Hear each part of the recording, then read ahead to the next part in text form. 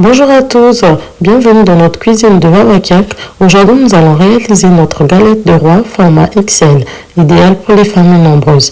Mais avant cela, si ce n'est pas encore fait, je vous laisse liker, vous abonner, commenter, partager et surtout cliquer sur notre cloche de notification pour ne rien rater. Sans plus tarder, nous allons passer à la réalisation de notre recette. Pour cela, nous aurons besoin de 125 g de sucre, 125 g de poudre d'amande, plus une cuillère à café pour accentuer le goût amer, 125 g de beurre, 2 œufs pour la pâte et ensuite un œuf en plus pour la dorure. Et j'ai pris 2 pâtes feuilletées dans le commerce parce que j'étais fatiguée. Je vais vous montrer dans une prochaine vidéo comment je réalise ma pâte feuilletée. Mais pour aujourd'hui, j'étais fatiguée. Du coup, j'ai acheté 2 pâtes feuilletées dans le commerce. Vous pouvez le faire ou bien vous pouvez aussi choisir de faire votre pâte vous-même. C'est pas obligatoire. Pour cela, je mélange le beurre et le sucre. Je vais bien mélanger le beurre et le sucre. Ensuite, je vais ajouter 125 g de poudre d'amande plus le café.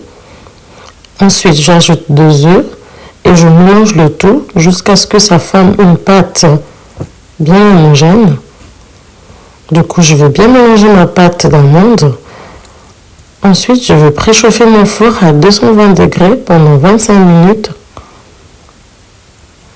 Et sur une plaque de cuisson à l'eau au four, je viens installer ma pâte feuilletée et je vais prendre ma poudre, mon mélange de pâte d'amande, je viens installer au centre de la pâte feuilletée. Je vais bien l'installer au centre, que ça soit bien au centre. À l'aide d'un pinceau et un petit verre d'eau, je vais venir mouiller tout autour de la pâte feuilletée. De l'eau se servira un peu comme de la colle. Ensuite, je vais prendre la deuxième pâte feuilletée. Je vais venir rabattre sur la première. Et je vais, avec mes doigts, je vais bien coller. Voilà, là je suis en train de rabattre la deuxième pâte sur la première. Et là, je viens bien insérer, bien coller tout autour. Et avec un couteau, je vais commencer à dessiner des petites formes. Dommage pour moi, j'ai laissé les enfants le faire et voilà ce qui s'est passé. Mais c'est pas grave, le plus important c'est le goût.